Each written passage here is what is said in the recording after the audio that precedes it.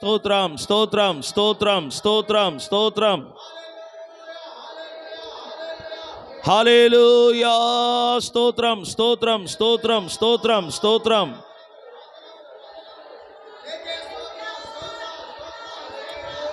దేవానికే వందనాలు. స్తోత్రం స్తోత్రం స్తోత్రం స్తోత్రం స్తోత్రం.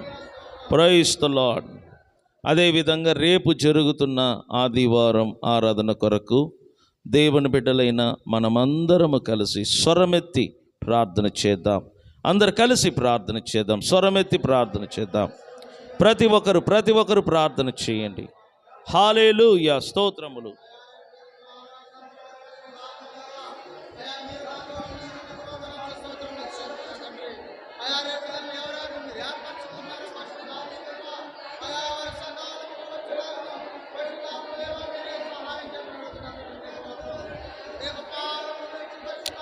యేసయ్యా నీకే వందనాలు. స్తోత్రం. దేవానికే వందనములు, నీకే వందనములు, నీకే స్తోత్రములు స్తోత్రములు స్తోత్రములు స్తోత్రములు. మహాగణుడా మహోన్నతుడా నీకే వందనములు, నీకే వందనములు, నీకే వందనములు స్తోత్రములు. రాజాతి రాజా నీకే వందనాలు వందనాలు వందనాలు స్తోత్రములు. Praise the Lord. హల్లెలూయా.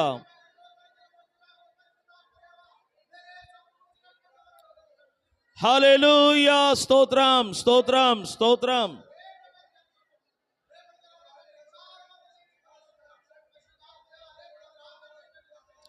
స్తోత్రం స్తోత్రం.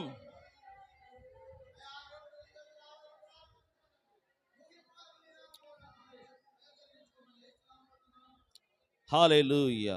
మన రెండు చేతుల పైకెత్తి దేవునికి మహిమ ఘనత ప్రభావం కలుగునట్లుగా ఆయన కుమారుడైన యేసు నామము మహిమపరచబడినట్లుగా మన చేతుల పైకెత్తి ఆ దేవునికి స్తోత్రములు చెల్లించుదాం. అందరం కలిసి స్తుతించండి ప్రతి ఒక్కరు కూడా. హల్లెలూయా. స్తోత్రం.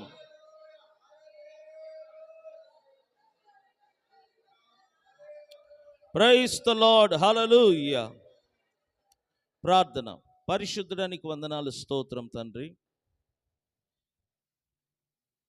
గత సెప్టెంబర్ 2వ తారీఖు నుండి నిన్నటి దినము వరకు సాయంత్రము 7 గంటల నుంచి 9 గంటల వరకు జరుగుతున్న ఈ ప్రతిరోజు ప్రార్థన కూటములను బట్టి నిన్ను స్తుతిస్తున్నాం. నిన్నటికి 75 రోజులు పూర్తి చేసుకోవటానికి నీ కృపను అనుగ్రహించినందుకు స్తోత్రములు. ఈ రాత్రి 76వ రాత్రి. ఈ రాత్రి కోడికను కూడా మీరు ఆశీర్వదించినందుకు స్తోత్రములు తండ్రి. నీ వాక్యం వింటున్నప్పుడు నీ జ్ఞానముతో మమ్మలను నింపండి.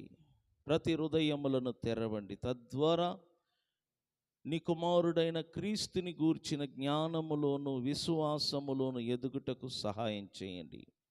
వచ్చిన నీ బిడ్డలందరిని బట్టి నేను స్తుతిస్తూ ఈ రాత్రి వినబోతున్న ఈ వాక్యములను బట్టి నీకే స్తోత్రములు చెల్లిస్తూ యేసు నామమున ప్రార్థన ద్వారా అడిగి వేడుకుంటున్నాము పరమ తండ్రి. ఆమేన్. కూర్చోండి. మంచిది ప్రియులరా. ఈ 76వ రోజు ఈ ప్రార్థన కూటమునకు వచ్చిన ప్రతి ఒక్కరికి కూడా ప్రభు అయిన యేసుక్రీస్తు నామమున వందనములు చెల్లించుకుంటున్నాను.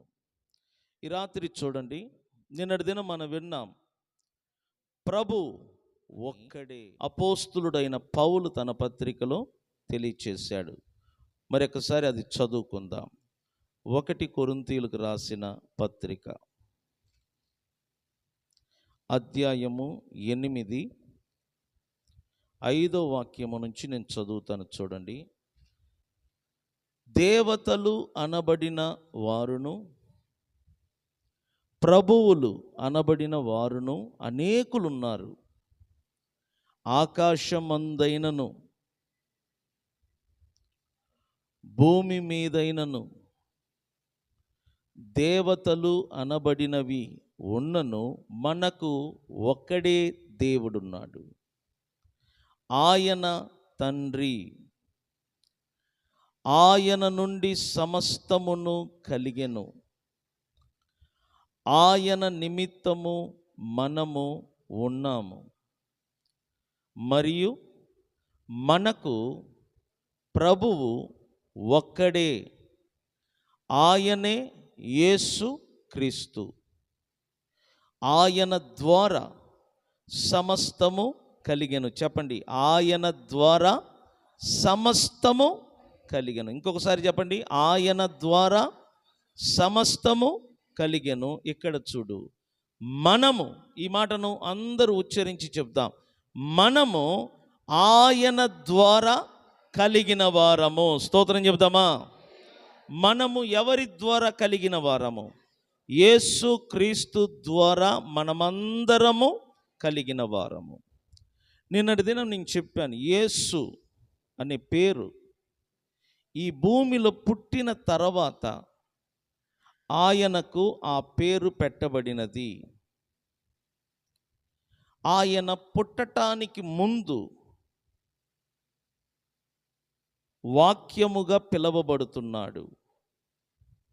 యోహాను సువార్త అధ్యాయం 1లో చూస్తే మీకు అర్థమవుతుంది. యేసు పుట్టటానికి ముందు ఏమై ఉన్నాడు?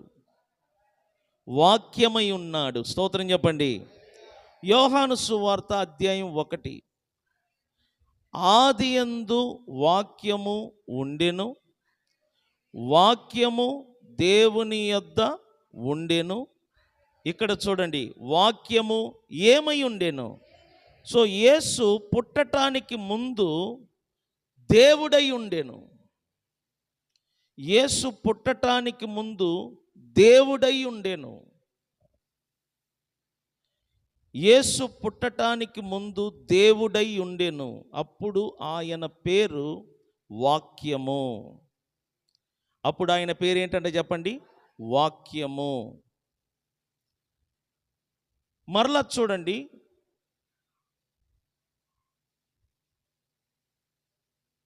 సమస్తము ఆయన మూలముగా కలిగెను. అనగా సమస్తము వాక్యముగా పిలువబడుతున్న ఆ దేవుని మూలముగా కలిగెను.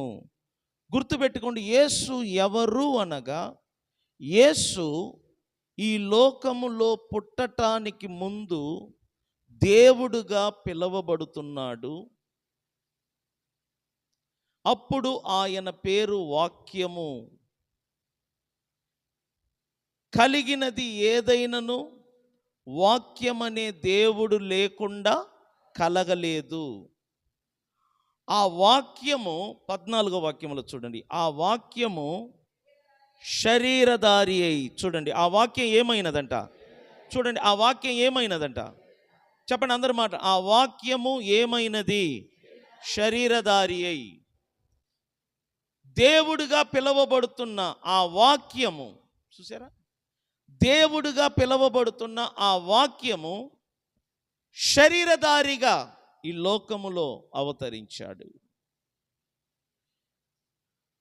దేవుడుగా పిలువబడుతున్న ఆ వాక్యము ఈ లోకములో శరీరధారి అయి, చూసారా,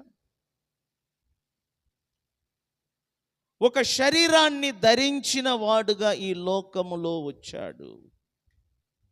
అప్పుడు ఆయనకు యేసు అని పేరు పెట్టబడినది. ఈ లోకములోనికి రాకముందు ఆయన దేవుడుగా పిలువబడుతున్నాడు. ఆయన ద్వారానే ఈ సృష్టి అంతటా కలిగినది. కాబట్టి ఆయన ఎవరో కాదు, సృష్టిని కలగజేసిన సృష్టికర్త. అప్పుడు ఆయన పేరు దేవుని వాక్యము, దేవుని వాక్యముగా పిలువబడుతున్నాడు. యేసు చరిత్ర ఈ భూమిలో పుట్టినప్పుడు ప్రారంభమైనది కాదు. ఈ భూమిలో పుట్టటానికి ముందే ఆయన జీవిస్తూ ఉన్నాడు.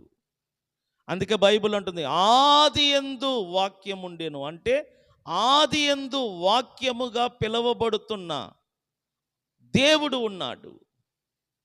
ఆ వాక్యమే తర్వాత శరీరధారిగా ఈ లోకానికి వచ్చినప్పుడు ఆయనకి ఏమని పేరు పెట్టారు? యేసు అని పేరు పెట్టారు. యేసు మానవ రూపములో వచ్చిన ఒక నరుడు, మనలాంటి ఒక శరీరాన్ని కలిగి ఉన్నవాడు. మనకు యేసుకు మధ్య చాలా వ్యత్యాసం ఉంది. ఏంటంటే, మనము స్త్రీ పురుషుల కలయిక వలన పుట్టిన వారము. యేసు అలా కాదు, పరిశుద్ధాత్మ వలన పుట్టినవాడు. మనము పుట్టినప్పుడు మన ఆత్మ, మన ప్రాణము, మన శరీరము, ఈ 3 భాగాలు కూడా పాపమునకు లోనై ఉన్నది. ఈ 3 భాగాలు కూడా పాపమునకు లోనై ఉన్నది.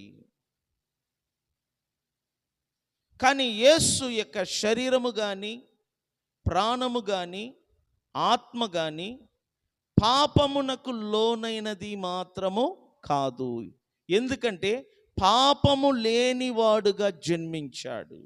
ఆయన పుట్టినప్పుడే పాపము లేనివాడుగా జన్మించాడు. పాపరహితుడుగా జన్మించాడు. పరిశుద్ధాత్మ వలన జన్మించాడు. కాబట్టి దేవదూత ఇలా చెప్తుంది, పుట్టబోయే బిడ్డ లేక పుట్టబోయే శిశువు పరిశుద్ధుడు. ఎవరంట చెప్పండి? పుట్టబోయే శిశువు ఎవరంట? పరిశుద్ధుడు. ఆయన సర్వోన్నతుడైన దేవుని కుమారుడు. ఆయన పాపము లేనివాడుగా ఈ లోకానికి వచ్చాడు. పాపము లేనివాడుగా జీవించాడు. పాపము లేనివాడుగానే భూమిలో బ్రతికాడు.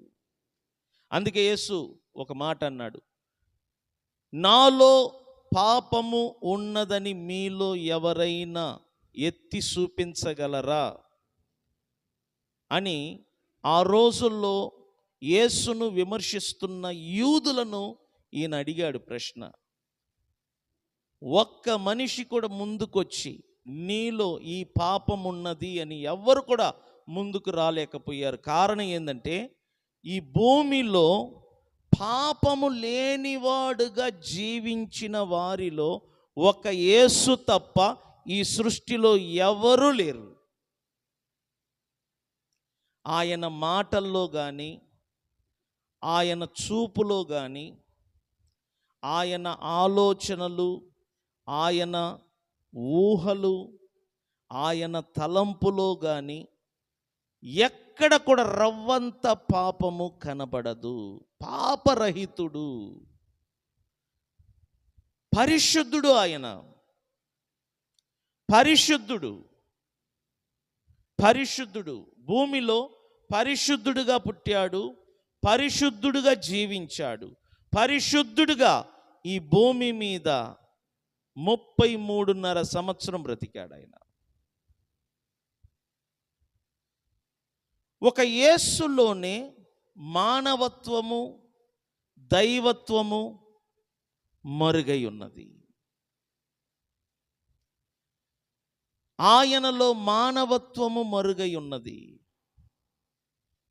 ఆయనలో దైవత్వము మరుగై ఉన్నది. 2 కలిగి ఆయన జీవించాడు.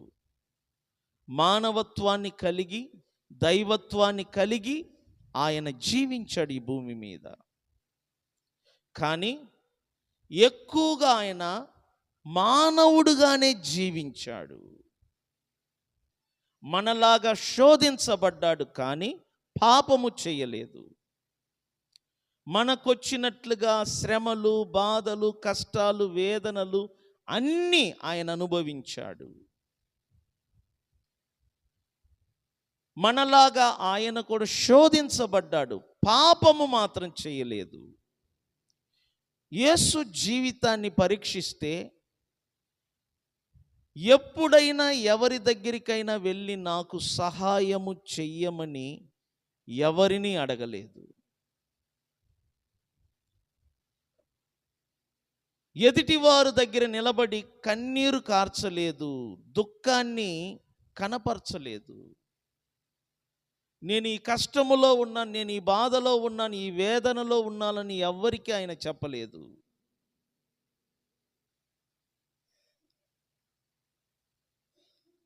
ఎప్పుడు చూసినా సంతోషంగా జీవించాడు, ఆనందముగా జీవించాడు. ప్రజలకు మేలులు చెయ్యాలి, తన యొద్దకు వచ్చు వారందరికీ మంచే చెయ్యాలి. ఎంతటి దుర్మార్గుడు తన దగ్గరికి వచ్చినా ఆయన ప్రేమించేవాడు, దగ్గరికి తీసుకునేవాడు. ఎందుకంటే ఆయనలో ఒక మానవత్వము మరుగై ఉన్నది, మరొకటి దైవత్వము కూడా ఏమై ఉన్నదంట, మరుగై ఉన్నది. కానీ ఎక్కువగా ఆయన మానవుడుగానే జీవించాడు. తన శిష్యులు తన యందు విశ్వాసము కలిగి ఉండటానికి వారి ఎదుట మాత్రమే అద్భుతాలు, ఆశ్చర్యకార్యాలు, సూచక క్రియలు చేశాడు. ఎందుకంటే వీరు ఆయన యందు విశ్వాసం ఉంచాలి, తర్వాత వీరు సర్వలోకమునకు వెళ్ళి ఆయనను గూర్చి సాక్ష్యము చెప్పాలి. అందుకొరకు మాత్రమే వారి ఎదుట మాత్రము తన దైవత్వాన్ని కనపరుస్తూ ఉన్నాడు. చూడండి, అప్పుడప్పుడు శిష్యువులు చూస్తుండగా దైవత్వాన్ని కనపరుస్తున్నాడు. అప్పుడప్పుడు ఆయన కనపరిచిన దైవత్వాన్ని ఆయన కనపరిచినప్పుడు ఎన్నో అద్భుతాలు, ఎన్నో సూచక క్రియలు జరిగాయి. యోహాను ఒక సందర్భంలో తన సువార్తలు ఇలా రాస్తాడు, ఆయన చేసిన అద్భుతాలు కానీ సూచక క్రియలు కానీ రాయటం మొదలు పెడితే ఈ ఆకాశము కూడా సరిపోదంట. అర్థం చేసుకో. 3.5 సంవత్సరములు ఆయన పరిచర్య చేశాడు. ఈ 3.5 సంవత్సరములలో ఆయన చేసిన అద్భుతాలు కానీ ఆశ్చర్య కార్యాలు కానీ అన్నిటిని విడవకుండా రాసితే ఈ భూమిలో ఏ పుస్తకాలు కూడా సరిపోదు, ఆకాశము కూడా ఏమవ్వదంట, సరిపోదు. అంటే అర్థం చేసుకో, ఎన్ని అద్భుతాలు చేశాడో. ఒక మానవ రూపములో ఉండి ఇన్ని అద్భుతాలు ఆయన చేయగలిగాడు. యేసు చేసిన అద్భుత ఆశ్చర్య కార్యాలు నేటికి కూడా ఏ నరుడు, ఏ పాస్టర్లు కూడా చెయ్యలేరు. అది ఆయనకు మాత్రమే సాధ్యం. ఎందుకంటే ఆయనలో దైవత్వము, మానవత్వము రెండు మరుగై ఉన్నది. ఆయన ఎందుకు మానవ రూపములో వచ్చాడు? ఎందుకు అంటే పాపము మనిషి ద్వారా ఈ లోకములోనికి వచ్చినది, ఒకని ద్వారా పాపము లోకములోనికి ప్రవేశించినది. కాబట్టి ఆ పాపమును తీసివేయుటకే, మనుషులను పాపము నుండి, శాపము నుండి విడిపించుటకు, మనుషులకు నిత్య జీవము ఇచ్చుటకు,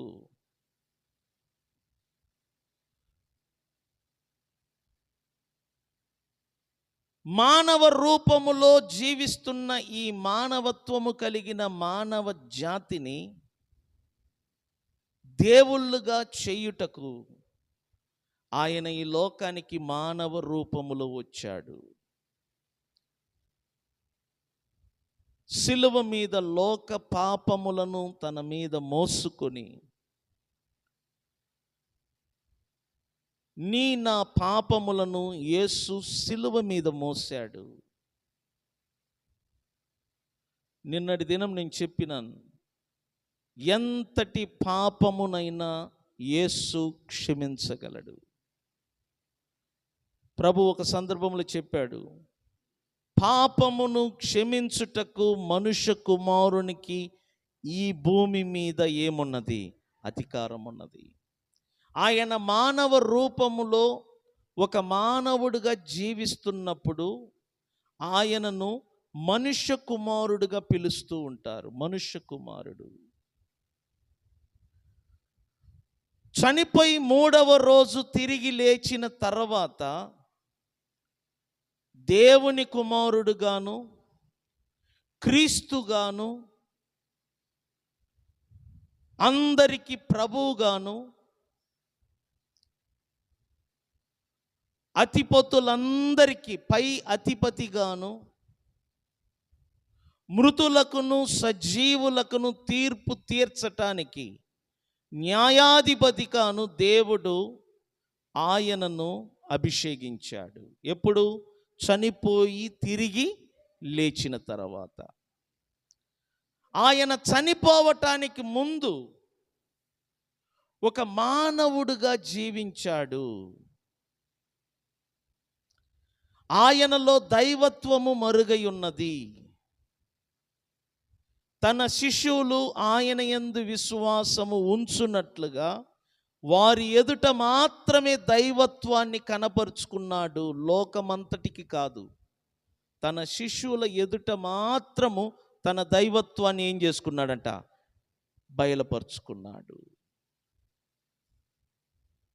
ఎందుకంటే ఆయన ఈ భూమి మీదకి రావటానికి ముఖ్య కారణం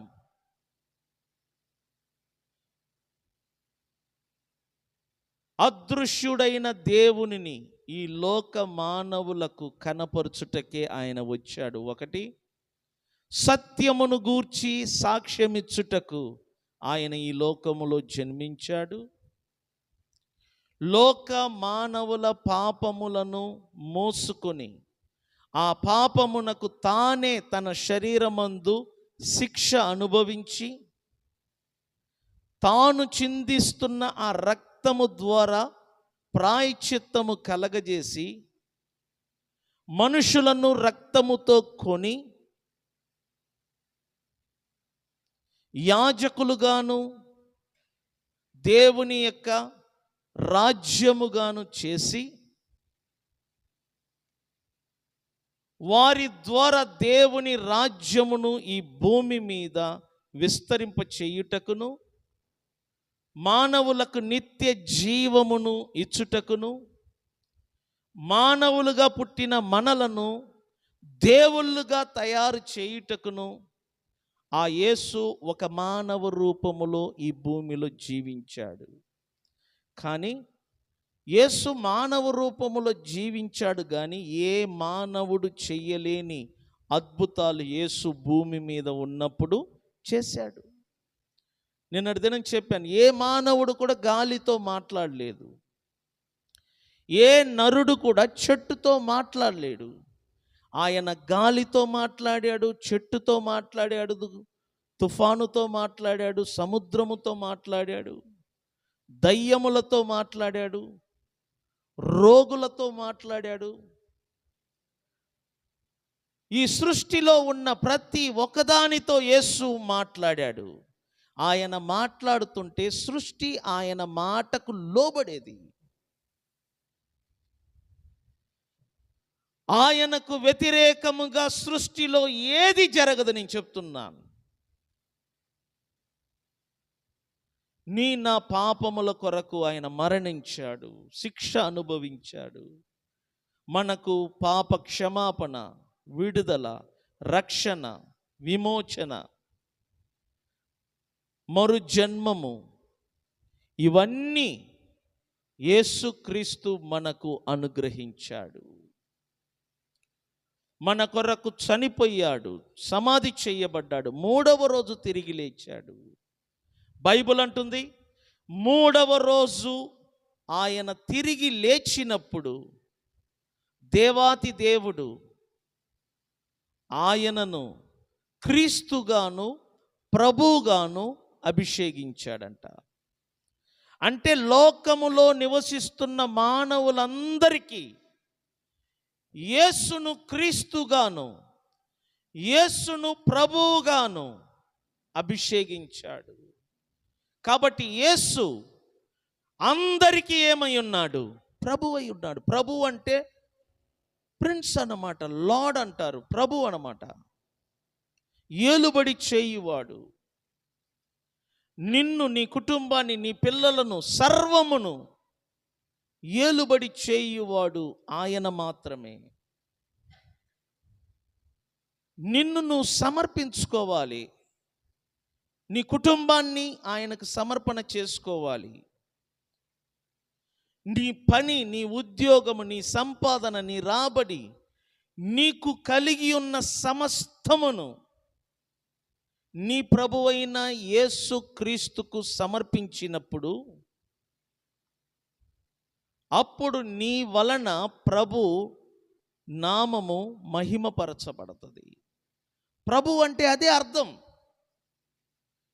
యేసు నాకు ప్రభువు అని నేను చెప్పినప్పుడు నన్ను, నా కుటుంబాన్ని, నాకు కలిగిన వాటన్నిటిని నేను ఆయనకేం చెయ్యాలా? సమర్పణ చేసుకోవాలా. ఎందుకంటే ఆయన నీకు ప్రభు. నువ్వు ఆయనను ప్రభువుగా అంగీకరించావు, ప్రభువుగా ఒప్పుకున్నావు. నీ ఇంటికి, నీ కుటుంబానికి, నీ జీవితానికి ఆయన ప్రభువుగా నువ్వు స్వీకరించావు. కాబట్టి నీకు నచ్చినట్లు కాదు, నీకు ఇష్టం వచ్చినట్లు కాదు, ఆయనకు నచ్చినట్లు, ఆయనకి ఇష్టం వచ్చినట్లు నువ్వు బ్రతకాలి. ఎందుకంటే నువ్వు ఆయనను ప్రభువుగా ఏం చేశావు? అంగీకరించావు. చూడ బైబిల్ ఏమంటుందో చూడండి. అపోస్తల గ్రంథము 2వ అధ్యాయం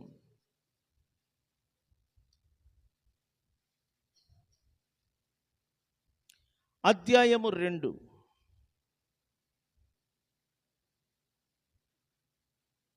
36వ వాక్యము. ఇక్కడ చూడండి. మీరు, పేతురు చెప్తున్నాడు ఇశ్రాయేలీలతో, మీరు సిలువ వేసిన ఈ యేసునే దేవుడు ప్రభువుగాను క్రీస్తుగాను నియమించెను. స్తోత్రం చెప్దామా? యూదులు యేసును సిలువ వేశారు. యూదులు యేసును సిలువ వేసి చంపారు.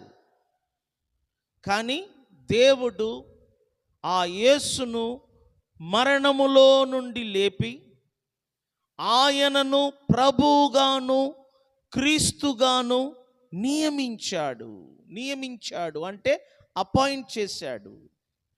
కాబట్టి యేసు ఎవరు అనగా దేవుని చేత క్రీస్తుగాను ప్రభువుగాను లోకమంతటికి ఆయనను దేవుడు ఏం చేశాడంట? నియమించాడు. ప్రజలు యేసును ప్రభువుగా ఒప్పుకున్నా ఒప్పుకోకపోయినా దేవుడు ఆయనను ఏం చేశాడంట? ప్రభువుగా నియమించాడు. చూడండి, ఒకసారి చూడండి. నువ్వు ఒక పనికి కుదిరావు, నీకు అక్కడ ఒక యజమానుడు ఉంటాడు. ఆ యజమానుడు చెప్పినట్లు నువ్వు వినాలనా, నువ్వు చెప్పినట్లు యజమానుడు వినాలనా? చెప్పండి. మీరు అందరు పనికి వెళ్తున్నారు కదా, మీరు చెప్పినట్టు నీ యజమానుడు వింటాడా, నీ యజమానుడు చెప్పినట్లు మీరు వింటారా? పనివారు ఎప్పుడైనా ఎవరికి లోబడాలి? ఎందుకంటే నీ యజమానుడు నీకు జీతమిచ్చువాడు. అదేవిధంగా దేవుడు యేసును క్రీస్తుగాను ప్రభువుగాను నియమించాడు. ఎవరెవరు యేసును ప్రభువుగా నమ్ముతున్నారో, ప్రభువుగా ఒప్పుకుంటున్నారో వారందరూ కూడా ఆ ప్రభువు చెప్పినట్లు జీవించాలి. ఎప్పుడు ప్రభువు చెప్పినట్లు మనం జీవిస్తామో అప్పుడే ఆయన మనకు, మన కుటుంబానికి ఏమై ఉంటాడంట? ప్రభువుగా ఉంటాడు. అర్థమైంది నేను చెప్పింది? మనం చూడండి, ఒకరి దగ్గరికి పనికి వెళ్తాం, వాళ్ళు చెప్పినట్లు మనం వినకుండా మనం చెప్పినట్లు వారు వినాలని మన మనసులో అనుకుంటే ఖచ్చితంగా మన నమ్మకమైన పనివారు మాత్రము కాదు. యజమానుడు కూడా మనలను ఉంచడు, బయటికి పో అంటాడు. ఎందుకంటే పనివారు ఎప్పుడైనా యజమానుడు చెప్పినట్లు వినాలి. యజమానుడు ఏ పని చెప్పినా మనం వినాలి. ఎందుకంటే మనం ఇష్టపూర్వకంగా వెళ్ళాం పనికి. కూలి కోసం మనం పనికి వెళ్ళాం. వారు ఏ పని చెప్పినా మనం చెయ్యాలి. అదేవిధంగా నువ్వు నీ ఇష్టపూర్వకంగా యేసు నీ ప్రభువుగా నువ్వు ఒప్పుకున్నావు, నువ్వు ప్రభువుగా అంగీకరించావు. నీకు మాత్రమే కాదు, నీకు, నీ కుటుంబానికి, నీ పిల్లలకు, నీ రాబడికి, నీ సంపాదనకు, నీకు కలిగిన వాటన్నిటి మీద ఆయనను నువ్వు ప్రభువుగా ఒప్పుకున్నావు గనుక ఫస్ట్ నీ జీవితంలో ఆయనకు నువ్వు మొదటి స్థానం ఇవ్వాలా. ఎప్పుడు నువ్వు ఆయనకు మొదటి స్థానం ఇస్తావో అప్పుడు ఆయన నీ మీద, నీ ఇంటి మీద, నీ కుటుంబం మీద, నీ పిల్లల మీద, నీకు కలిగిన వాటన్నిటి మీద ఆయన ప్రభువుగా ఉండి నిన్ను, నీ కుటుంబాన్ని, నీ పిల్లలను ఏలుబడి చేస్తాడు. నువ్వు ఆయన ఏలుబడి క్రింద ఉన్నప్పుడు నేను చెప్తున్నాను, మీ అక్కరలు, మీ అవసరతలు అన్నీ ఆయనే చూసుకుంటాడు. చాలామంది క్రైస్తవులు యేసు ప్రభువా అంటారు కానీ నోటితో ఆయనకు మాత్రం తన్ను తాను ఏం చేసుకోరంట, సమర్పణ చేసుకోరు. అందుకే ప్రభు ఒక సందర్భంలో ఇలా చెప్పాడు. మత్తయి సువార్త 7వ అధ్యాయం 21 నుంచి చూడు, ఇంకా క్లియర్గా ఉంటుంది. ప్రభువా ప్రభువా అని నన్ను పిలుచు ప్రతి వాడును పరలోక రాజ్యములలో ప్రవేశింపడు. చూసారా ఏంటంటే చెప్పండి. బైబిల్ మీకు అర్థం కావాలంటే నేను చదివినట్లుగా నెమ్మదిగా చదవండి. ప్రభువా ప్రభువా అని నన్ను పిలుచు ప్రతి వాడును పరలోక రాజ్యములో ప్రవేశింపడు. ఎందుకు ఆ మాట అన్నాడు? నన్ను చూసి ప్రభువా ప్రభువా అని పిలుచువాడు ఎక్కడ ప్రవేశించాడంట? ఎందుకు ఆ మాట అన్నాడు? ఇది ఎంత భయంకరమైన మాట తెలుసా? ప్రభు ఎందుకు ఆ మాటను అన్నాడు ఇక్కడ? మరలా చూడండి. ప్రభువా ప్రభువా అని నన్ను పిలుచు ప్రతి వాడును పరలోక రాజ్యములో ప్రవేశించడు గాని పరలోకమందున్న నా తండ్రి చిత్త ప్రకారము చేయువాడే ఏమై ఉన్నాడంట? ప్రవేశించును. ఆ దినమందు అనేకులు నన్ను చూచి ప్రభువా ప్రభువా మేము నీ నామమున ప్రవచింపలేదా? నీ నామమున దయ్యములను వెళ్ళగొట్టలేదా? నీ నామమున అనేకమైన అద్భుతములు చెయ్యలేదా అని చెప్పుదురు. అప్పుడు నేను మిమ్మును ఎన్నడును ఎరుగను, అక్రమము చేయువారులారా నా యొద్ద నుండి పోండని వారితో చెప్పుదును. ఎందుకు ఆ మాట అంటున్నాడు? ఎందుకంటే వారు నన్ను ప్రభువా అంటున్నారు కానీ నా మాటలను మాత్రము పాటించరు. 199 క్రైస్తవులు చర్చిలో ప్రభువా ప్రభు అని కేకలు వేస్తారు కానీ ప్రభు చెప్పినట్లు నడవరు, ప్రభు చెప్పినట్లు పాటించరు, తండ్రి చిత్తమును నెరవేర్చరు. చూడు, నువ్వు ఎప్పుడు యేసును ప్రభువుగా అంగీకరించావో, ప్రభువుగా నీ నోటితో ఎప్పుడు ఒప్పుకున్నావో ఆ రోజు నుండి నీ జీవితం అంతటికీ ఆయన ఏమై ఉండాలంట? ప్రభువై ఉండాలా. నీ రాబడి, నీ సంపాదన, నీ ఇల్లు, నీ కుటుంబము, నీ పిల్లలు, నీకు కలిగి ఉన్న అది ఆస్తి పాస్తులు కానీ పొలమైన తోటైన ఏదైనా సరే ప్రతిదీ కూడా ఆయన వాటి మీద ఏమై ఉండాలా? ప్రభువై ఉండాలా.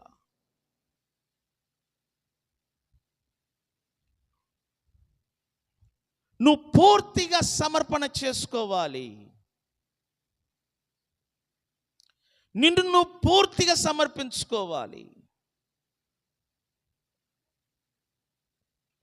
దానినే సమర్పణ అంటారు. సమర్పణ అనే పదానికి అర్థం ఏంటి చెప్తున్నా వినండి.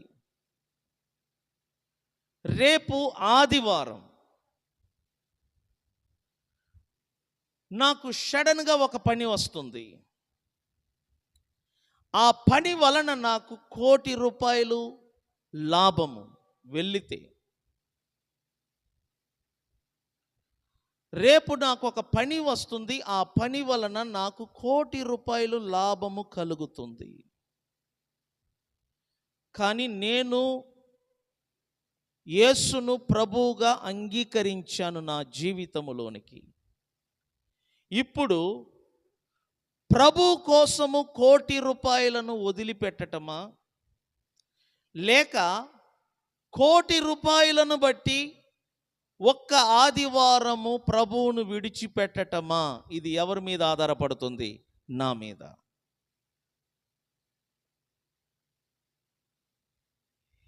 ఒకవైపు ప్రభు, మరొక వైపు ₹1,00,00,000 మధ్యలో ఉన్నాను నేను. నాకు తెలుసు ఈ భూమిలో ₹1,00,00,000 చాలా విలువైనది. డబ్బుంటేనే నాకు విలువ, డబ్బుంటేనే ఈ భూమిలో నేను నెమ్మదిగా సుఖముగా బ్రతకగలను, నాకు తెలుసు. మరొక వైపు యేసు నా ప్రభువుగా నేను అంగీకరించాను, నేను ప్రభువుగా నా నోటితో ఒప్పుకున్నాను. ఆ ప్రభు అయిన యేసు క్రీస్తునకు నన్ను నేను సమర్పించుకున్నాను. కష్టమైన, దుఃఖమైన, వేదనైన ఏదైనా సరే ప్రభు కోసమే నన్ను నేను పూర్తిగా సమర్పించుకున్నాను. ఇప్పుడు నేను ప్రభు ఒకవైపు ₹1,00,00,000 రెండిటి మధ్యలో నేను నలుగుతున్నాను. ప్రభువును వద్దనుకుంటే ₹1,00,00,000 నా చేతికి వస్తుంది. ₹1,00,00,000 వద్దు అనుకుంటే ప్రభుతో నేను ఉంటాను, కానీ రూపాయి నా చేతికి రాదు. నన్ను అడుగుతున్నారు, ఏం చెయ్యబోతున్నావు? నేనంటాను, నాకు ₹1,00,00,000 వద్దు, నాకు ప్రభువే కావాలి. ఎందుకంటే నేను ప్రభువునకు లోబడి ₹1,00,00,000 వద్దు అని వదులుకుంటే అటువంటి ₹1,00,00,000 ఎన్నో రెట్లు ప్రభు ఖచ్చితంగా నాకు ఇస్తాడు. ఎందుకంటే దేవుడు చెప్పాడు, నన్ను ఘనపరచు వానిని నేను ఘనపరుస్తాను. ప్రభు కోసము సమస్తమును మనం విడిచిపెట్టాలి. చూడు, ఫరో యొక్క కుమార్తె, ఫరో కుమార్తె యొక్క కుమారుడు అనిపించుకొనుట కంటే, చెప్పండి ఏమన్నాడు మోషే? ఏమన్నాడు? ఫరో కుమార్తె యొక్క కుమారుడుగా అనిపించుకొనుట కంటే క్రీస్తు ప్రజలతో కలిసి శ్రమ అనుభవించుట గొప్ప భాగ్యం అంట. స్తోత్రం చెప్దామా? సో ఏం చేశాడు? క్రీస్తు ప్రజలతో కలిసి శ్రమ అనుభవించటం. దేనిని ఎంచుకున్నాడు? శ్రమ అనుభవించటం. ఎవరితో కలిసి? క్రీస్తు ప్రజలతో కలిసి శ్రమ అనుభవించటమే గొప్ప భాగ్యమని ఎంచుకున్నాడు. ఎంత పెద్ద స్థాయిని వదులుకున్నాడు తెలుసా మోషే? చిన్న స్థాయి కాదు. మన వాళ్ళు 500 కూలీని వదులుకోలేరు, రూపాయిని వదులుకోలేరు, ప్రభు కోసం పనిని వదులుకోలేరు. కానీ మోషే, బైబిల్ అంటుంది, ఫరో తర్వాత సింహాసనములో కూర్చొని ఏలుబడి చేయుటకు అర్హత గలవాడు. నెక్స్ట్ రాజు ఈ మోషే. ఐగుప్తి దేశమంతటా మోషే ముందు సాగిలపడుతుంది. మోషే ఏది చెబితే అదే జరుగుద్ది ఐగుప్తి దేశంలో. కానీ వాటన్నిటిని విడిచిపెట్టాడు. మోషే గురించి బైబిల్ ఏం చెప్తుందో చూద్దాం. హెబ్రీలకు రాసిన పత్రిక 11వ అధ్యాయం. హెబ్రీలకు రాసిన పత్రిక 11వ అధ్యాయం.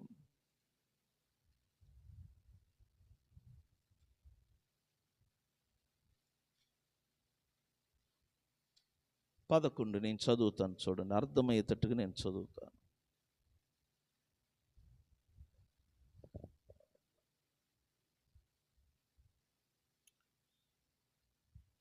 ఇరవై 23 నుంచి నేను చదువుతాను. మోషే గురించి అక్కడ నుంచి మనం చూడగలం.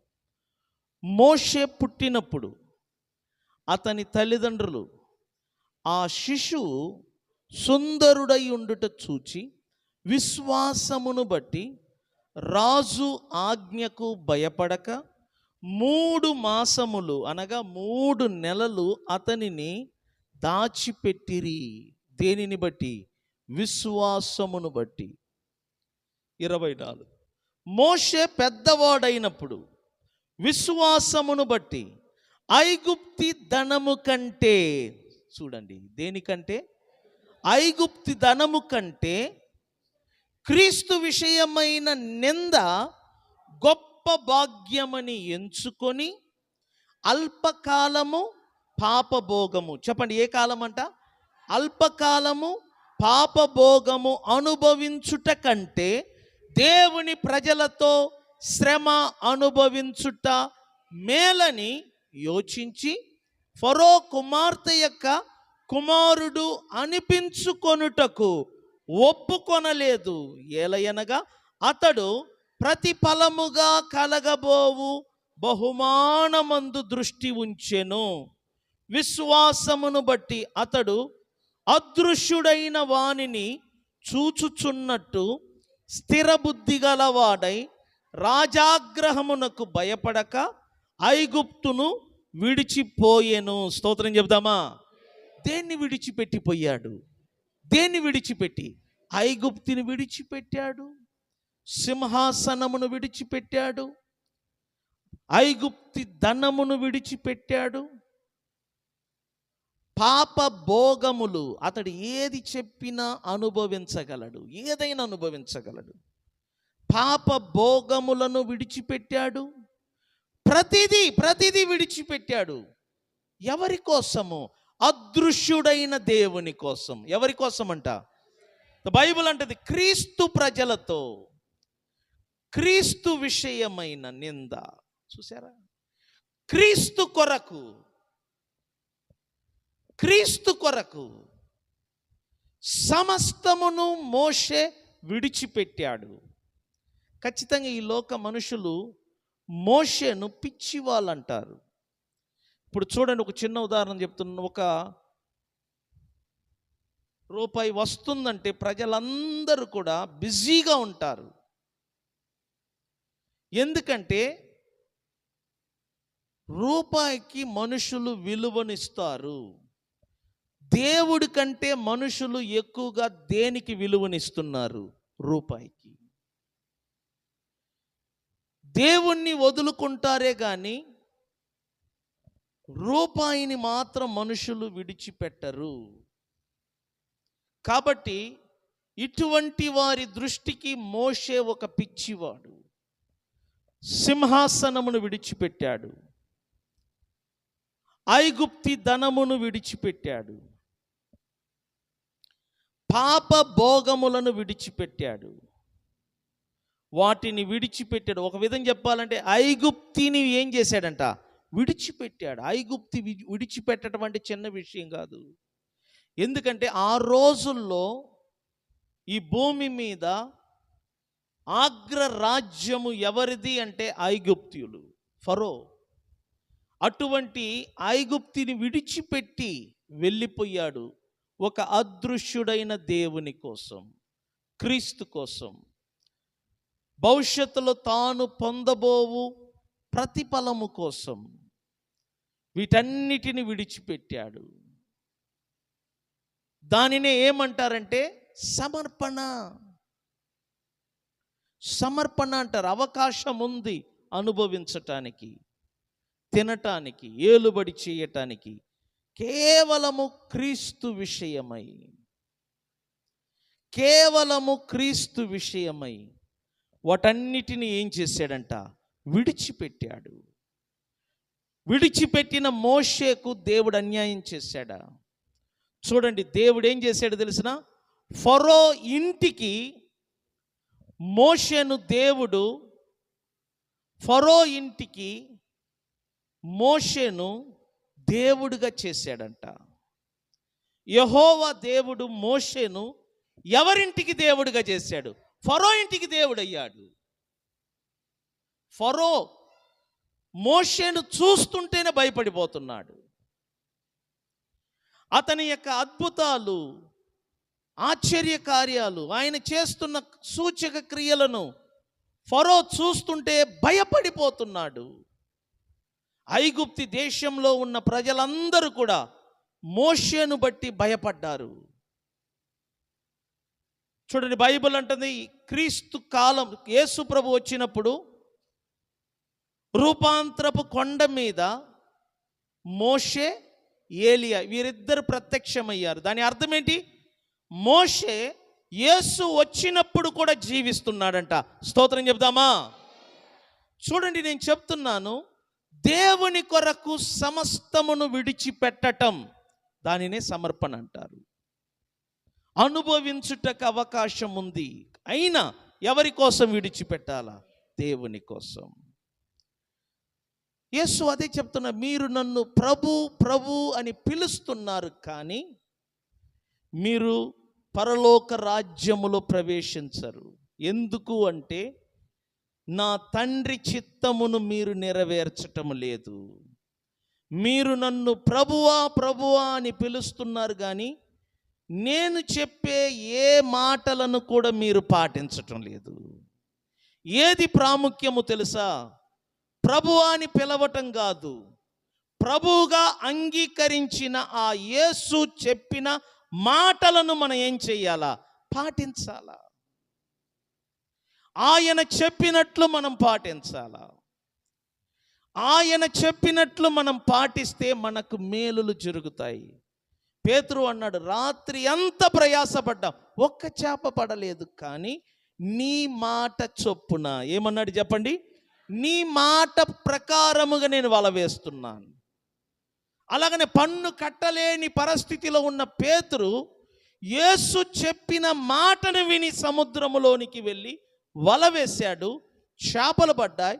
యేసు చెప్పినట్లుగా మొదటి చేపను ఎత్తి చూసి ఆ చేప నోటిని తెరిస్తే శక్యమున్నది.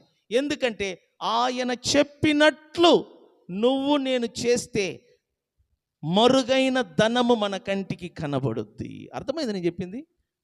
ఎవరు చెప్పినట్లు చేస్తే చెప్పండి, ఎవరు చెప్పినట్లు? యేసు చెప్పినట్లు మనం చేస్తే చెప్పండి, దాచబడిన ధనము మన కంటికి కనబడుద్ది. చేప కడుపులో దాచబడిన ఆ షకేము పేతురు కంటికి కనబడ్డది. ఎలా? యేసు చెప్పినట్లు చేశాడు. అదేవిధంగా యెషయాలో చెప్పినట్లుగా రహస్యమందు, ఎక్కడంటే చెప్పండి, రహస్యమందు దాచబడిన ధనం అంట. స్తోత్రం చెప్దామా? దేవుని ధనం అంట రహస్యమందు దాచబడి ఉన్నది. రహస్యమందు దాచబడి ఉన్నది దేవుని యొక్క ధనము. అది ఇస్తానన్నాడు. ఎవరికి? ఆయన చెప్పిన మాట ప్రకారముగా బ్రతుకుతున్న వారికి. చూడు, నువ్వు ప్రభువా అని అంగీకరించటం కాదు, ప్రభువా ప్రభువా అని పిలవటం కాదు.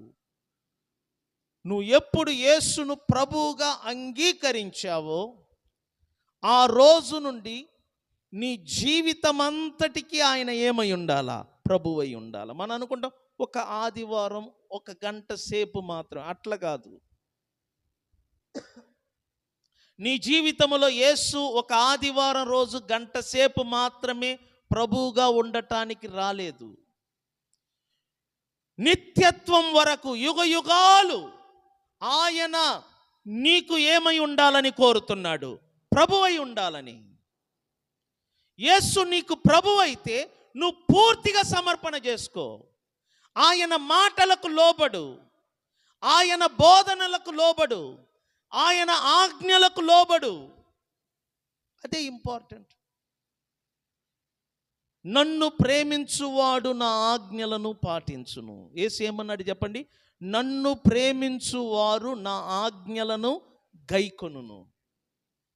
ఎవరు నా ఆజ్ఞలను గైకొనునో వానిని నా తండ్రి ప్రేమించును.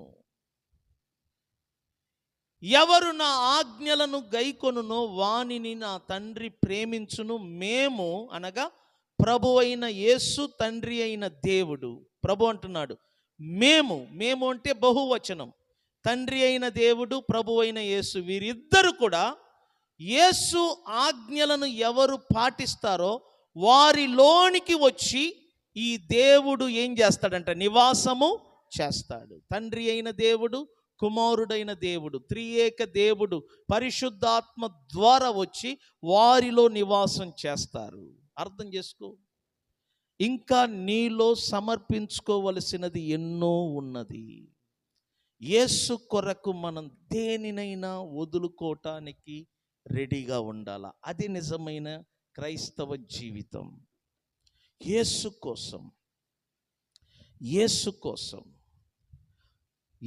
కోసం ఐగుప్తి ధనమును విడిచిపెట్టాడు మోషే. అల్పకాల పాప భోగమును అనుభవించుట కంటే, చూసావా ఏంటంట? అల్పకాల పాప భోగమును అనుభవించుట కంటే క్రీస్తు విషయమైన, చూసా ఎవరి కొరకంట? ఎవరి విషయమంట? క్రీస్తు విషయమైన నింద గొప్ప భాగ్యమని ఎంచాడు. క్రీస్తు ప్రజలతో కలిసి శ్రమపడటం గొప్ప భాగ్యమని ఎంచాడు. ఫరో కుమార్తె యొక్క కుమారుడుగా పిలువబడుట కంటే, అనిపించుకొనుట కంటే, చూసావా? అంటే ఫరో కుమార్తె యొక్క కుమారుడుగా పిలవబడటానికి కూడా మోషే ఇష్టపడలేదు దేవుని కోసం. మొత్తాన్ని చెప్పాలంటే ఒక ఐగుప్తిని వద్దనేశాడు. నాకు వద్దు. ఐగుప్తిని విడిచిపెట్టి వెళ్ళిపోయాడు. దేవుడు అటువంటి సమర్పణ కలిగిన మోషేను ఐగుప్తిలోనికి తీసుకొచ్చేటప్పుడు ఆ ఐగుప్తి దేశానికి, ఐగుప్తిలో ఉన్న ప్రజలకు, ఐగుప్తిని ఏలుబడి చేస్తున్న ఫరో కుటుంబానికి దేవుడు మోషేను దేవుడుగా నిలబెట్టాడంట. మోషే అడుగు పెడుతుంటే ఐగుప్తీయులు గడగడగడగడ వణికేవాళ్ళు. ఎంత స్థాయి దేవుడిచ్చాడో చూడు. నేను అదే చెప్తున్నాను, సమర్పణ ఇంపార్టెంట్. ఒక్క కుమారుణ్ణి దేవుని కోసము సమర్పించుకోవటానికి తెగించుకున్నాడు అబ్రహాము. అప్పుడు దేవుడు అన్నాడు, ఇందును బట్టి నువ్వు నిజముగా దేవునికి భయపడువాడు అని నేను తెలుసుకొంటిని.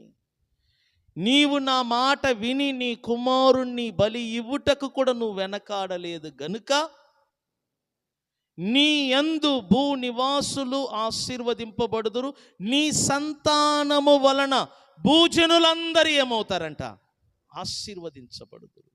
నీ సంతానము ఇసుక రేణువుగాను ఆకాశమందున్న నక్షత్రముల వలె విస్తరింపబడుతారు. చూసావా? సమర్పించుకున్న వాళ్ళకేనండి ప్రభు వలన ఆశీర్వాదం. గుర్తుపెట్టుకోండి, సింపుల్గా చెప్తున్నా. ఎవరు సమర్పించుకుంటారో వారికి మాత్రమే ప్రభు వలన ఆశీర్వాదములు. ఈ రాత్రి ప్రభు మిమ్మల్ని అడుగుతున్నాడు, మీరు సమర్పించుకుంటారా లేక సమర్పించుకున్నట్లు నటిస్తారా? మీరు నన్ను ప్రభువా ప్రభువా అని పిలిచి నేను చెప్పే మాటలను గైకొనకపోతే మీరు పరలోకములోనికి లేక పరలోక రాజ్యములో ప్రవేశించటం కష్టం. నన్ను ప్రభువా అని పిలువుట కంటే నేను చెప్పిన మాటలను పాటించటమే శ్రేష్టం. బలులు అర్పించుట కంటే ఏది శ్రేష్టమంట? బలులు అర్పించుకొనుట కంటే మాట వినుట, చెప్పండి ఏంటంటే చెప్పండి, మాట వినుట శ్రేష్టము. మీరు ప్రభువా అని పిలుస్తారా లేక ప్రభు చెప్పినట్లు జీవిస్తారా? అది మీ మీద ఆధారపడుతుంది. ప్రభు కోసం దేనినైనా సమర్పించుకోవాలి.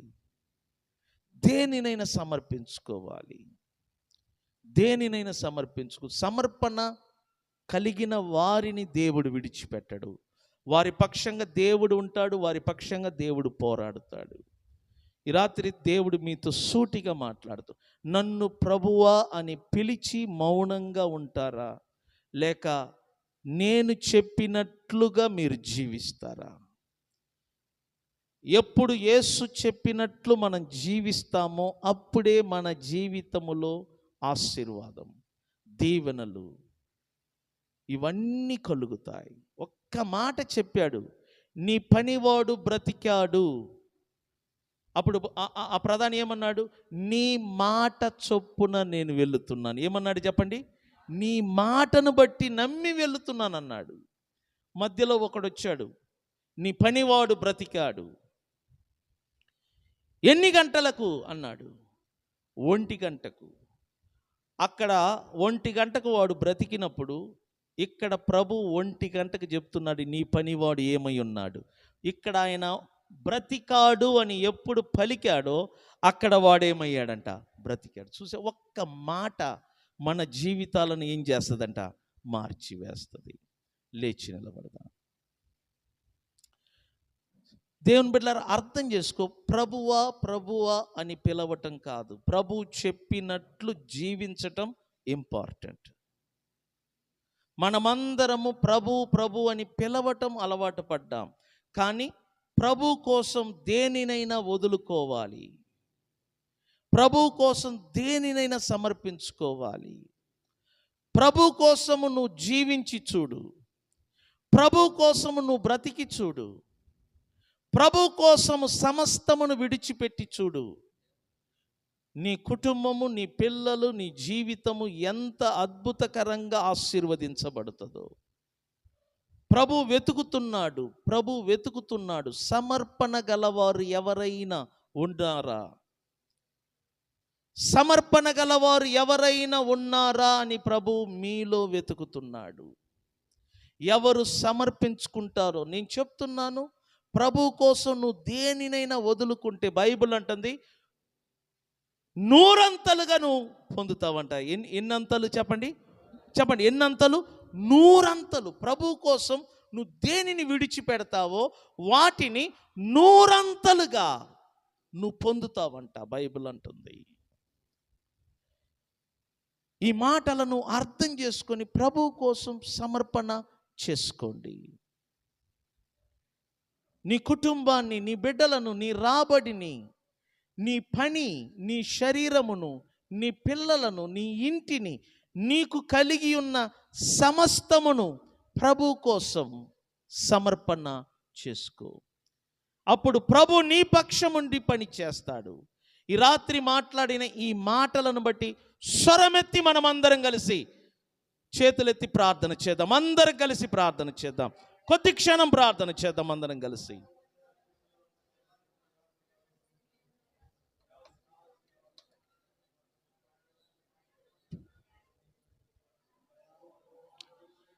హల్లెలూయా.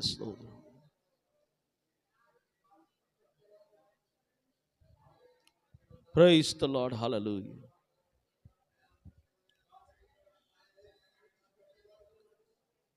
ఈ రాత్రి మాట్లాడిన ఈ మాటలను బట్టి ఒక్కసారి చేతులు పైకెత్తి దేవునికి స్తోత్రాలు చెల్లించుదాము. అందరము స్తుతించుదాం ప్రభువును కొద్ది క్షణము. హల్లెలూయా. స్తోత్రములు.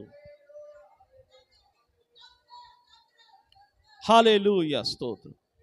ప్రార్థన. తండ్రి, ఈ రాత్రి వచ్చిన నీ బిడ్డలను బట్టి నేను స్తుతిస్తున్నాం. ప్రతి ఒక్కరిని చేతికి అప్పగిస్తున్నాను. ప్రతి ఒక్కరు పరిపూర్ణముగా సమర్పించుకోవటానికి సహాయం చేయండి. వీళ్ళందరూ నిన్ను ప్రభువుగా అంగీకరించారు, ఒప్పుకున్నారు. అదేవిధంగా మేము పూర్తిగా నీ వాక్యమునకు, నీ మాటలకు పరిపూర్ణముగా లోబడే ఆ హృదయమును దయచేయండి. పరిశుద్ధాత్మదేవ, ప్రతి ఒక్కరిని ఆలోచింప చేయండి.